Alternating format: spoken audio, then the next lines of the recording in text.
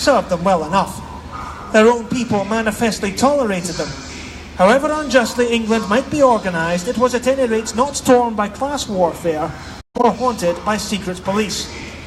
The empire was peaceful as no area of comparable size has ever been.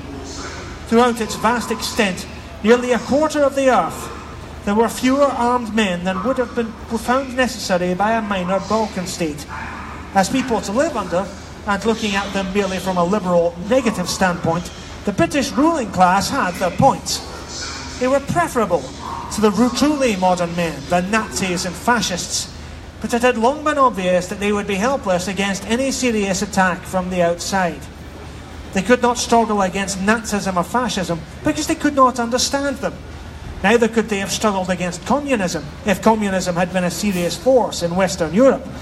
To understand fascism, they would have had to study the theory of socialism, which would have forced them to realise that the economic system by which they lived was unjust, inefficient and out of date. But it was exactly this fact that they had trained themselves never to face. They dealt with fascism as the cavalry generals of 1914 dealt with the machine guns, by ignoring it. After years of aggression and massacres, they had grasped only one fact, that Hitler and Mussolini were hostile to communism. Therefore, it was argued, they must be friendly to the British dividend drawer. Hence the truly frightening spectacle of Conservative MPs wildly cheering the news that British ships bringing food to the Spanish Republican government had been bombed by Italian aeroplanes. Even when they had begun to grasp that fascism was dangerous, its essentially revolutionary nature, the huge military effort it was capable of making, the sort of tactics it would use, were quite beyond their comprehension. At the time of the Spanish Civil War, anyone with as much political knowledge as can be acquired from a sixpenny pamphlet on socialism knew that, if Franco won, the result would be strategically disastrous for England, and yet generals and admirals who had given their lives to the study of war were unable to grasp this fact. This vein of political ignorance runs right through English official life, through cabinet ministers, ambassadors, consuls, judges, magistrates, policemen. This policeman who arrests the Red does not understand the theories the Red is preaching. If he did, his own position as bodyguard of the moneyed class might seem less pleasant to him. There is reason to think that even military espionage is hopelessly hampered by ignorance of the new economic doctrines and the ramifications of the underground parties. The British ruling class were not altogether wrong in thinking that fascism was on their side. It is a fact that any rich man, unless he is a Jew, has less to fear from fascism than from either communism or democratic socialism. One ought never to forget this, for nearly the whole of German and Italian propaganda is designed to cover it up. The natural instinct of men like Simon, Hoare, Chamberlain, etc., was to come to an agreement with Hitler.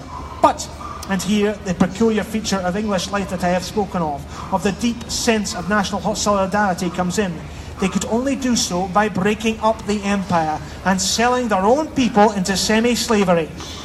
A truly corrupt class would have done this without hesitation, as in France. But things had not gone that distance in England. Politicians who would make cringing speeches about the duty of loyalty to our conquerors are hardly to be found in English public life. Tossed to and fro between their incomes and their principles, it was impossible that men like Chamberlain should do anything but make the worst of both worlds. One thing that has always shown that the English ruling class are morally fairly sound is that in time of war they are ready enough to get themselves killed. Several dukes, earls and whatnots were killed in the recent campaign in Flanders. That could not happen if these people were the cynical scoundrels that they are sometimes declared to be. It is important not to misunderstand their motives, or one cannot predict their actions. What is to be expected of them is not treachery or physical cowardice, but stupidity, unconscious sabotage, an infallible instinct for doing the wrong thing. They are not wicked, not altogether wicked. They are merely unteachable. Only when their money and power are gone will the younger among them begin to grasp what century they are living in. Thank you. And an English reading George Orwell's England, Your England.